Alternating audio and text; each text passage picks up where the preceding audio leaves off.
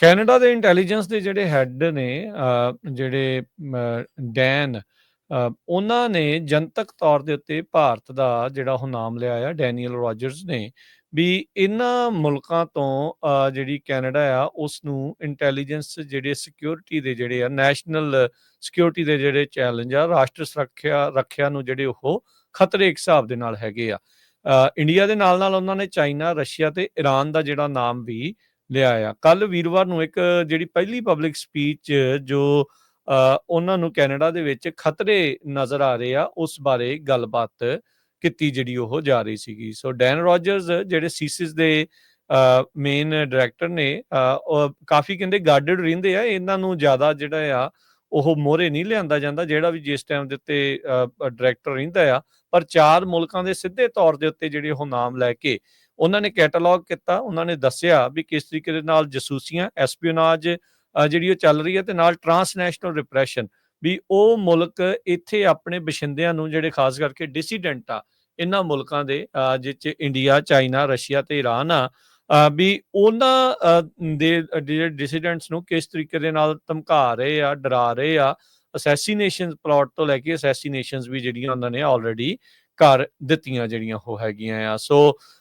ਸੋ ਇਹ ਹੁਣ ਜਿਹੜਾ ਹਰਜੋਤ ਸਿੰਘ ਜੀ ਵੱਡੀ ਚੀਜ਼ ਜਿਹੜੀ ਸਾਹਮਣੇ ਆਈ ਆ, ਇੰਡੀਆ ਦੀ ਸਰਕਾਰ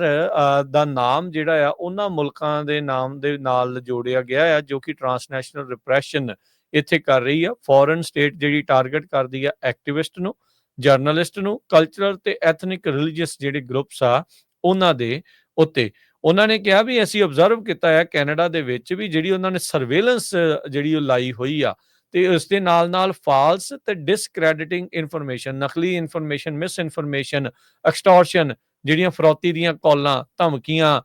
ਜਿਹੜੀਆਂ ਉੱਥੇ ਗੋਲੀਆਂ ਜਿਹੜੀਆਂ ਉਹ ਚੱਲਣ ਦਾ ਜਿਹੜਾ ਸਿਲਸਿਲਾ ਆ ਵੀ ਉਹ ਸ਼ਰੇਆਮ ਹੀ ਜਿਹੜਾ ਉਹ ਚੱਲ ਰਿਹਾ ਹੈਗਾ ਆ। ਰੋਜਰਸ ਪਹਿਲੋਂ ਜਿਹੜੇ ਡਿਪਟੀ ਨੈਸ਼ਨਲ ਸਿਕਿਉਰਿਟੀ ਤੇ ਇੰਟੈਲੀਜੈਂਸ ਐਡਵਾਈਜ਼ਰ ਜਿਹੜੇ ਉਹ ਰਹੇ ਆ ਸੀਸੀਜ਼ ਦੇ ਡਾਇਰੈਕਟਰ ਬਣਨ ਤੋਂ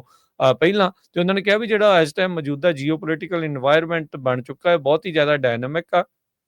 ਤੇ ਅਨਪ੍ਰੈਡਿਕਟੇਬਲ ਆ। ਕਿਹਾ ਨਹੀਂ ਜਾ ਸਕਦਾ ਵੀ ਆਉਣ ਵਾਲੇ ਸਮੇਂ 'ਚ ਇਸ ਵਿੱਚ ਕੀ ਜਿਹੜਾ ਹੋਊਗਾ। ਅੰਤਰਰਾਸ਼ਟਰੀ ਕਹਿੰਦੇ ਵੀ ਕੌਮਾਂਤਰੀ ਜਿਹੜੇ ਸੰਬੰਧ ਨੇ ਮੁਲਕਾਂ ਦੇ ਉਹ ਲਗਾਤਾਰ ਸ਼ਿਫਟ ਜਿਹੜੇ ਆ ਉਹ ਹੋ ਰਹੇ ਹੈਗੇ ਆ। ਸੋ ਪਰ ਇਹ ਆ ਵੀ ਭਾਰਤ ਦਾ ਨਾਮ ਸਿੱਧੇ ਤੌਰ ਦੇ ਉੱਤੇ ਇਹਨਾਂ ਨੇ ਇਸ ਦੇ ਵਿੱਚ ਜਿਹੜਾ ਉਹ ਲੈਣਾ ਵੀ ਇਹ ਇੱਕ ਬਹੁਤ ਖਤਰਨਾਕ ਚੀਜ਼ ਹੈਗੀ ਆ। ਉਹਨਾਂ ਨੇ ਕਿਹਾ ਵੀ ਜਿਹੜੇ 20 ਵਾਇਲੈਂਟ ਐਕਸਟ੍ਰੀਮਿਸਟ ਅਟੈਕ ਕੈਨੇਡਾ ਦੇ ਵਿੱਚ 2014 ਤੋਂ ਜਿਹੜੇ ਹੋਏ ਨੇ ਜਿਨ੍ਹਾਂ ਵਿੱਚ 29 ਮੌਤਾਂ ਹੋਈਆਂ ਆ, ਕਹਿੰਦੇ ਵੀ ਅਜੇ ਉਹਨਾਂ ਨੇ 2 ਦਰਜਨ ਯਾਨੀ ਕਿ 24 ਜਿਹੜੇ ਵਾਇਲੈਂਟ ਐਕਸ਼ਨ ਆ 2022 ਤੋਂ ਬਾਅਦ 'ਚ ਰੋਕੇ ਵੀ ਜਿਹੜੇ ਉਹ ਹੈਗੇ ਨੇ। ਸੋ ਤੁਸੀਂ ਇਹ ਹਿਸਾਬ ਲਾ ਲਓ ਵੀ ਕੈਨੇਡਾ ਦੇ ਵਿੱਚ ਕੀ ਸਾਰਾ ਕੁਝ ਸਾਹਮਣੇ ਆ ਰਿਹਾ ਆ। ਇਹਨਾਂ ਦੇ ਕਮੈਂਟ ਉਦੋਂ ਆਏ ਆ ਜਦੋਂ ਟਰਾਂਸਨੈਸ਼ਨਲ ਰਿਪਰੈਸ਼ਨ ਜਾਂ ਖਾਸ ਕਰਕੇ ਜਿਹੜੀ ਇੰਡੀਆ ਦੇ ਉੱਤੇ ਫੋਕਸਡ ਆ ਵੀ ਕੈਨੇਡਾ ਦੇ ਵਿੱਚ ਕੈਨੇਡਾ ਦੇ ਪ੍ਰਾਈਮ ਮਿਨਿਸਟਰ ਨੇ ਉੱਥੋਂ ਦੇ ਸਦਨ ਦੇ ਵਿੱਚ ਖੜ ਕੇ ਭਾਈ ਨਿੱਜਰ ਹੁਣਾਂ ਦੇ ਜਿਹੜੀ ਅਸੈਸੀਨੇਸ਼ਨ ਹੋਈ ਸੀ ਉਸ ਦੇ ਵਿੱਚ ਇੰਡੀਆ ਦੀ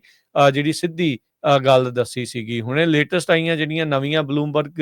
ਦੀਆਂ ਰਿਪੋਰਟਾਂ, ਗਲੋਬ ਐਂਡ ਮੇਲ ਦੀ ਜਿਹੜੀ ਰਿਪੋਰਟ ਆ ਉਹਦੇ ਵਿੱਚ ਵੀ ਇਹ ਚੀਜ਼ਾਂ ਕਨਫਰਮ ਹੁੰਦੀਆਂ ਵੀ ਕਿਸ ਤਰੀਕੇ ਦੇ ਨਾਲ ਭਾਰਤ ਦੇ ਜਿਹੜੇ ਟੌਪ ਦੇ ਜਿਹੜੇ ਨੇਤਾ ਆ ਪੀਐਮਓ ਦਾ ਜਿਹੜਾ ਆਫਿਸ ਆ ਅਮਿਤ ਸ਼ਾਹ ਤੱਕ, ਅਜੀਤ ਡੋਵਲ ਤੱਕ, ਇਹਨਾਂ ਸਾਰੀਆਂ ਦੀਆਂ ਜਿਹੜੀਆਂ ਤਾਰਾਂ ਆ ਇਸ ਅਸੈਸੀਨੇਸ਼ਨ ਦੇ ਨਾਲ ਜਿਹੜੀਆਂ ਉਹ ਜਾ ਕੇ ਜੁੜ ਰਹੀਆਂ ਆ। ਵਿਕਾਸ ਯਾਦਵ, ਨਿਖਿਲ ਗੁਪਤਾ, ਸੋ ਤੁਸੀਂ ਦੇਖੋ ਵੀ ਕਿੱਦਾਂ ਦੇ ਜਿਹੜੇ ਨਾਮ ਆ ਉਹ ਸਾਹਮਣੇ ਆ ਚੁੱਕੇ ਆ। ਬ੍ਰਿਟਿਸ਼ ਇੰਟੈਲੀਜੈਂਸ ਨੇ ਕੈਨੇਡਾ ਨੂੰ ਤਾਂ ਵਿਸ਼ੇਸ਼ ਤੌਰ ਦੇ ਉੱਤੇ ਕੰਪਾਰਟਮੈਂਟਲਾਈਜ਼ ਕਰਕੇ ਜਿਹੜੀ ਇੰਟੈਲੀਜੈਂਸ ਆ ਉਹ ਦਿੱਤੀ ਸੀਗੀ ਵੀ ਹਾਂ ਭਾਈ ਇੰਨਾ ਤੱਕ ਹੀ ਜਿਹੜੀ ਉਹ ਇਨਫੋਰਮੇਸ਼ਨ ਸਿਰਫ ਜਾਣੀ ਜਿਹੜੀ ਉਹ ਚਾਹੀਦੀ ਆ ਤੇ ਉਹ ਵੀ ਉੱਥੇ ਜਾ ਕੇ ਬੰਦਾ ਘਲਾ ਕੇ ਜਿਹੜੀ ਇਨਫੋਰਮੇਸ਼ਨ ਆ ਉਹਨਾਂ ਨੇ ਘੱਲੀ ਸੀ ਵੀ ਕਿਤੇ ਲੀਕ ਜਿਹੜੀ ਉਹ ਨਾ ਹੋ ਜਾਵੇ। ਪਰ ਅਫਸੋਸ ਦੀ ਗੱਲ ਇਹ ਆ ਹਰਜੋਤ ਸਿੰਘ ਜੀ ਵੀ ਜਿਹੜੇ ਟ੍ਰੇਡ ਦੇ ਸੰਬੰਧਾਂ ਨੂੰ ਲੈ ਕੇ ਭਾਰਤ ਨੂੰ ਇਸ ਟਾਈਮ ਜਿਹੜੀਆਂ ਜੱਫੀਆਂ ਆ ਉਹ ਪੈ ਰਹੀਆਂ ਆ। ਜੈ ਸ਼ੰਕਰ ਦਾ ਸਵਾਗਤ ਹੋ ਰਿਹਾ ਹੈ, ਉੱਥੋਂ ਦੀ ਜਿਹੜੀ ਫੋਰਨ ਮਿਨਿਸਟਰ ਰਨੀਤਾ ਆਨੰਦ ਆ ਉਹ ਹੋਸਟ ਕਰ ਰਹੀ ਆ G7 ਦੀ ਗੈਦਰਿੰਗ ਦੇ ਜਿਹੜਾ ਉਹ ਵਿੱਚ ਇੰਟਰਨੈਸ਼ਨਲ ਟ੍ਰੇਡ ਦੇ ਜਿਹੜੇ ਮੰਤਰੀ ਆ ਉੱਥੇ ਮਨਿੰਦਰ ਸਿੱਧੂ ਉਹ ਇਸ ਹਫ਼ਤੇ ਇੰਡੀਆ ਨੂੰ ਜਿਹੜਾ ਉਹ ਜਾਣ ਗੇ ਤੇ ਜਿੱਥੇ ਭਾਰਤ ਦੀ ਜਿਹੜੀ ਸਰਕਾਰ ਦੇ ਮੋਦੀ ਆ ਉਹਨਾਂ ਦੇ ਨਾਲ ਜਿਹੜੀ ਉੱਥੇ ਗੱਲਬਾਤ ਕਰਨਗੇ ਕਿ ਆਪਣੇ ਜਿਹੜੇ ਭਰਾ ਨਿੱਜਰ ਆ, ਆਪਣੇ ਜਿਹੜੇ ਕੈਨੇਡੀਅਨ ਬ੍ਰਦਰ ਨਿੱਜਰ ਆ ਉਹਨਾਂ ਦੀ ਅਸੈਸੀਨੇਸ਼ਨ ਦੀ ਗੱਲ ਜਿਹੜੀ ਇਹਨਾਂ ਦੇ ਦੁਆਰਾ ਕਿਸੇ ਦੁਆਰਾ ਕੀਤੀ ਵੀ ਜਾਊਗੀ ਜਾਂ ਨਹੀਂ। ਕਈਆਂ ਸੀਸੀ ਵਰਗੇ ਹੀ ਵਿਚਾਰੇ ਜਿਹੜੇ ਇਹਨਾਂ ਦਾ ਸਿਰਫ ਨਾਮ ਲੈ ਦੇਣਗੇ ਤੇ ਦੂਜੇ ਪਾਸੇ ਜਿਹੜੇ ਕਾਰਨੀ ਹੋਣੀ ਆ ਉਹ ਇਹਨਾਂ ਦੇ ਨਾਲ, ਇੰਡੀਆ ਦੇ ਨਾਲ ਸਿਰਫ ਸੰਬੰਧਾਂ ਨੂੰ ਹੋਰ ਗੂੜੇ ਤੇ ਮਿੱਤਰਤਾ ਭਰਪੂਰ ਕਰਨ ਵੱਲ ਨੂੰ ਜਿਹੜੇ ਉਹ ਕਦਮ ਆ ਉਹ ਵਧਾਏ ਜਾਣਗੇ। ਸੋ ਉੱਥੋਂ ਦੀ ਜਿਹੜੀਆਂ ਫੈਡਰੇਸ਼ਨਸ ਆ, ਐਸੋਸੀਏਸ਼ਨਸ ਆ, ਜਿਹੜੀਆਂ ਸਿੱਖਾਂ ਦੀ ਨਾਲ ਹਮਦਰਦੀ ਜਾਂ ਸਿੱਖਾਂ ਦੀ ਆਵਾਜ਼ ਨੂੰ ਚੱਕਦੇ, ਉਹਨਾਂ ਨੇ ਇਸ ਚੀਜ਼ ਦਾ ਕਾਫੀ ਜ਼ਿਆਦਾ ਬੁਰਾ ਵੀ ਮਨਾ ਰਹੇ ਆ। ਤੇ ਜਿੱਤੇ ਹੋਏ ਜਿਹੜੇ ਖਾਸ ਕਰਕੇ ਪੰਜਾਬੀ ਤੇ ਸਿੱਖ ਮੂਲ ਦੇ ਉੱਥੇ ਦੇ MP ਨੇ, MLA ਨੇ, ਜਾਂ ਜਿਹੜੇ ਵੀ ਹੈਗੇ ਨੇ, ਤੇ ਜਿਹੜੇ ਕੈਬਨਿਟ ਮੰਤਰੀ ਆ, ਉਹਨਾਂ ਨੂੰ ਸਵਾਲ ਵੀ ਕਰ ਰਹੇ ਆ ਵੀ ਤੁਸੀਂ ਉੱਥੇ ਕੀ ਕਰ ਰਹੇ ਆ। ਹੁਣ ਕੁਝ ਦਿਨ ਪਹਿਲਾਂ ਹਰਜੋਤ ਸਿੰਘ ਜੀ ਸਰੀ ਵਾਲੇ ਇਲਾਕੇ 'ਚ ਜਿਹੜੇ ਕਾਰਨੀ ਹੁਣੀ ਆ ਕੇ ਗਏ ਆ,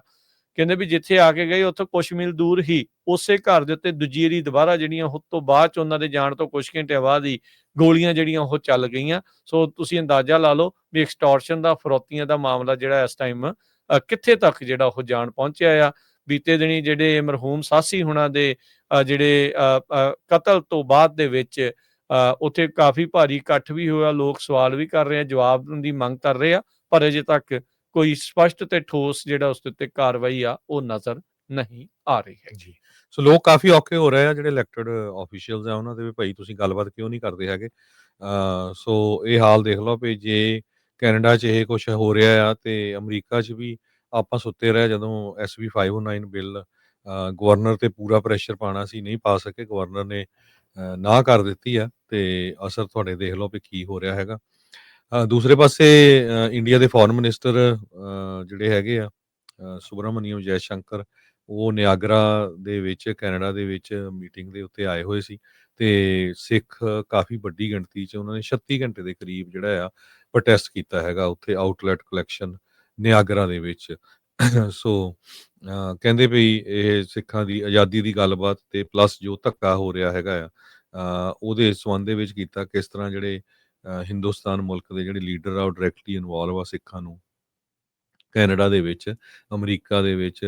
UK ਤੇ ਪਾਕਿਸਤਾਨ ਦੇ ਵਿੱਚ ਮਾਰਨ ਦੇ ਲਈ। ਸੋ ਕਾਫੀ ਵੱਡਾ ਜਿਹੜਾ ਪ੍ਰੋਟੈਸਟ ਆ ਨਿਆਗਰਾ ਦੇ ਵਿੱਚ ਜਿਹੜਾ ਹੋਇਆ ਹੈਗਾ ਆ। ਇੰਡੀਆ ਦੇ ਫੋਰਨ ਮਿਨਿਸਟਰ ਜੈ ਸ਼ੰਕਰ ਹੁਣੀ ਜਦੋਂ ਉੱਥੇ ਪਹੁੰਚੇ ਹੋਏ ਆ, ਉਹਨਾਂ ਦੇ ਅਗੇਂਸਟ ਲੋਕਾਂ ਨੇ ਖਾਲਿਸਤਾਨ ਦੇ ਝੰਡੇ ਵੀ ਬਹੁਤ ਚੱਕੇ ਹੋਏ ਸੀ ਤੇ 36 ਘੰਟੇ ਲਗਾਤਾਰ ਜਿਹੜਾ ਆ ਪ੍ਰੋਟੈਸਟ ਹੋਇਆ ਹੈ।